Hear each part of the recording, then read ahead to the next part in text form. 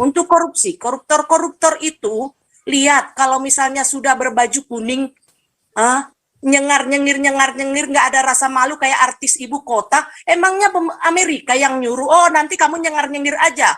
Kan enggak, itu dia korupsi dari diri dia, dari hati dia, pikiran dia gitu loh. Gimana enggak korupsi berlipat-lipat, Pak? Coba Bapak pikirkan ya. Ini saya analisa saya ini ya Pak ya. Sekarang ini di seberang ada akte nikah dengan kolom 4 istri.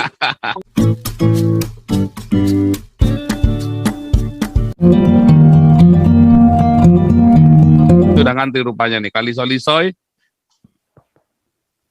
Salam Pak Paul. Shalom kali Lisoy. Belum lengkap nama saya Pak. Lisoy pro Pancasila, widih. Iya dong. Sedap. Ya Pak, sebelum ke topik ini, begini, tadi malam saya kan nggak ikut ya Pak ya, lihat. Namun tadi siang saya lihat tuh YouTube-nya. Saya geli juga mendengar pernyataan Pak Paul, ada bagian tertentu yang membuat saya geli dan sekaligus miris gitu ya. Yang pernyataan Pak Paul begini, pribumi sekarang berlomba jadi Arab, yang sipit-sipit berlomba jadi Pancasilais, gitu ya. Ini sekaligus miris, tapi memang faktanya seperti itu ya Pak ya. Ini kita ini kehilangan budaya juga menurut saya Pak, banyak yang terhilang ya di Indonesia, terutama budaya. Makanya saya sih tetap harapkan Pak Paul diulangi lagi yang dulu, yang budaya sekali-sekali, kan hukum sudah, dokter sudah, Pancasila sudah, budaya belum, karena ada pakar-pakar budaya tuh ya, Pak Santiago. Kita ada pakar lagi, budaya lagi, itu bener-bener yang dulu pernah saya cerita ya, seorang Tionghoa yang mengerti budaya Jawa. Oh, itu dia. Ini yang dulu pernah saya ketemu sama orangnya nih. Dulu saya nyari nggak ketemu, tiba-tiba orangnya nelpon saya. Tapi ini orangnya lagi saya rayu nih, belum mau nih orangnya. Tiba-tiba orangnya nelpon saya soalnya nih. Jika saya cari-cari dulu kan, siapa yang namanya ya? Saya sampai lupa namanya, tak ingat-ingat itu kan. Tiba-tiba orangnya nelpon saya. Nah, ini lagi saya rayu lagi supaya kita bisa mulai lagi. Mungkin beliau akan ceritanya anonim nanti. Oh iya. Tapi kalau Pak Trimo karena beliau mantan pejabat soalnya. Oh, tapi Pak Trimo dulu udah ini ya Pak ya, belum ya? Ini belum lebih canggih dari Pak Trimo. Yang dulu saya bilang dia ngerti semua sampai satu kata per kata dia bisa kasih rinciannya. Jadi intinya begini, budaya Jawa itu banyak dipengaruhi oleh budaya Tionghoa. Makanya nama-nama itu sebetulnya berasal dari nama-nama Ke atau Hokkien gitu, Heke kalau nggak salah ya. Itu nama-nama di Jawa itu banyak dipengaruhi, bahasa Jawa itu banyak dipengaruhi oleh bahasa Cina. Intinya ya begitu. Itu. Kayaknya banyak tertarik tuh Pak. Bukan hanya budaya Jawa, menurut saya semua budaya di Indonesia lah kayaknya. Kita juga perlu banyak pengetahuan ya. Terutama memang yang di Palembang dan Jawa itu ya, Melayu dan Jawa itu memang banyak dipengaruhi oleh budaya Cina ya, kalau Melayu dan Jawa. Iya betul Pak. Kemudian kembali ke topik Pak. Topik yang Bapak angkat, Pak Paul angkat itu pertanyaan atau pernyataan Pak?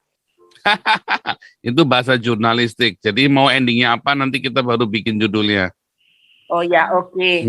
Nah, kalau pendapat saya begini ya Pak Paul ya, saya sependapat dengan banyak teman-teman yang tadi. Kita ini cenderung itu mengkambing hitamkan negara orang. Kita tidak terbiasa dengan introspeksi diri dulu. Sedikit-sedikit nanti kita terbuai oleh menyalahkan orang, negara orang. Akibat Amerika lah, akibat inilah, dan terutama kita kan bukan kita harus lebih cerdas lah menurut saya ya, terutama dari Kristen minoritas juga ya yang lain. Jangan terbawa dengan hal-hal seperti itu. Itu sama saja kita itu memberikan ya alasan buat nanti orang-orang yang gagal gitu loh di pemerintahan ini atau di anggota dewan sana gitu. Jadi belajarlah, kita mulailah dari diri kita untuk belajar introspeksi diri. Karena persoalan bangsa ini bukan bagaimana orang mengintervensi kita. Enggak. Persoalan bangsa kita ini yang utama apa? Koruptor, itu yang paling besar-besar ya Pak ya. Korupsi, ya. Teroris. Ya kan? Nah, memangnya itu untuk korupsi-korupsi ini memangnya Amerika itu merayu-rayu, ayo korupsi, ayo gitu. Ya kan? Ya kalau saya sih pikirannya sederhana saja Pak Paul ya. Gitu loh. Jangan kita ajarkanlah keluar sana bahwa sedikit-sedikit kambing hitamkan sana, kambing hitamkan negara sana, Amerika, Israel, ini segala macam gitu ya. Jangan kita biasakan diri kita seperti itu gitu. Nah, kemudian yang untuk korupsi ini, yang pertama ya saya sebutin, untuk korupsi, koruptor-koruptor itu, lihat kalau misalnya sudah berbaju kuning, nyengar-nyengir, nggak ada rasa malu kayak artis ibu kota, emangnya Amerika yang nyuruh, oh nanti kamu nyengar-nyengir aja. Kan enggak. Itu dia korupsi dari diri dia, dari hati dia, pikiran dia gitu loh. Gimana nggak korupsi berlipat-lipat, Pak? Coba Bapak pikirkan ya. Ini saya analisa saya ini ya Pak ya. Sekarang ini di seberang ada akte nikah dengan kolom 4 istri. Artinya poligambreng Pak ya. Kalau seorang koruptor berpoligami Pak, ya katakan masing-masing istrinya itu ada 2, berarti 2 kali 4 8 ya. Nah otomatis ya dia kalau si koruptor ini korupsi 100 miliar contohnya, berarti dia harus berpikir 4 kali lipatnya karena dia harus memikirkan 4 istri-istri ini. Istri-istri ini juga yang 4 ini saling jelas juga Pak, saling iri-irian, cemburu-cemburuan. Itu sudah faktanya memang begitu, gitu loh. Saya ada banyak kenal lagi, gini loh. Maksud saya kita nggak usah mikir terlalu jauh ke atas sana. Saya sederhana saja ya. Kita di arus bawah inilah kita melihat orang-orang ya, ibu-ibu yang korban lah saya katakan lah, korban lah itu orang kalau mereka curhat-curhat ini juga gitu ya, kayaknya rasa sakit banget gitu ya, korban-korban poligami ya. Saya kebetulan ada juga kenal gitu, sebelum corona ini sering ketemu juga dulu ya masih inilah punya posisi penting jenderal lah di apa ini, punya istri 2 ya, istri 2. Kedua saya kenal sering ketemu sama istri yang pertama itu ya, artinya kan ini ratunya lah ya ibaratnya, permaisurinya lah ya, yang utama mestinya ya. Nah, setiap kali ketemu ngomongin tentang harta yang sana ini segala macam, yang dia beli Alphard, yang sono pingin beli Alphard, dia buat kolam renang dan punya hotel, yang sono juga minta gitu. Jadi artinya apa? Kalau itulah uang itu dari mana? Kalau dia ada peluang untuk korupsi, dia berpikir jauh lebih banyak dari yang hanya punya 1 istri, ya kan? 4 istri, dia memikirkan lagi mertua-mertuanya, anak-anaknya, ya. Anak-anak ini juga akan saling cemburu-cemburuan, kan gitu. Nah ini, ya itu bukan Amerika itu yang menyuruh buat peraturan seperti itu. Jadi kita gitu loh, apa sih dampak positifnya itu? Apa sih alasan itu dibuat aturan begitu? Bukannya itu, kalau saya sih pikirannya sederhana ya, bukannya itu malah menambah nanti menjamurnya korupsi-korupsi ini, koruptor-koruptor ini. Begitu juga dengan radikalis, ya kan? Nah, orang-orang yang melakukan poligami itu emang siapa gitu? Kebanyakan juga orang-orang yang nggak ada, yang nggak malu-malu lah, orang-orang dari yang orang umumnya radikalis itulah nggak ada malunya gitu loh. Ya kan? Akhirnya apa, bertambah lagi yang berpikiran-pikiran radikalis. Berkat itu undang-undang poligambreng itu yang disahkan poligami itu kan. Jadi sebab akibatnya itu semua ada. Jangan sedikit-sedikit kita berpikiran oh Amerika, nanti koruptor itu akan bilang, ini gara-gara Amerika. Itu sama nanti bahasanya dengan kita. Buat apa kita buat bahasa-bahasa yang seperti itu? Sudah saatnya kita introspeksi diri. Kenapa bangsa kita hancur?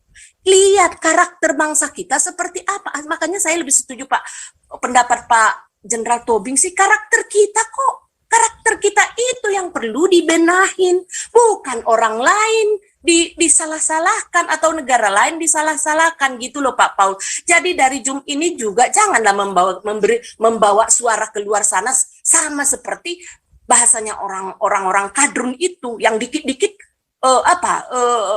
Amerika itu aja, Israel itu aja terus gitu loh. Bahasanya harus kita itu lebih baik lah, lebih cerdas lah, lebih realis. Realitanya nggak begitu kok. Lihat bangsa ini seperti apa. Gimana nggak menjamur korupsi? Orang yang penceramahnya di depan wakil presiden aja bilang, sekorupsi-korupsinya orang kita, kalau mati masuk surga, ya berjamurlah korupsi, kan gitu Pak Paul. Jadi inilah ya, saya minta gitulah dari kita mulailah untuk terbiasa introspeksi diri. Jangan dikit-dikit kambing hitam. Gitu aja Pak Paul pendapat saya. Luar biasa. Ini biar mengalir ya. Ini sebelum Pak Malaikat, kita lanjut dulu Pak Victor Mandayo sama Tiber.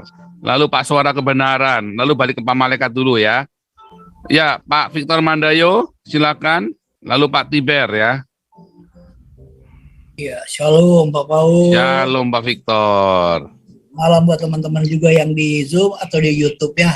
Pak Paul, saya malam ini saya mungkin tidak banyak pertanyaan mengenai bahasan malam ini. Saya cuma bertanya, Pak Paul kenal dengan Ibu Lisoy, Kak Lisoy udah lama kan Pak Paul? Sekitar 6 tahun mungkin? Ya, udah kenal lama ya, 2015 kali ya.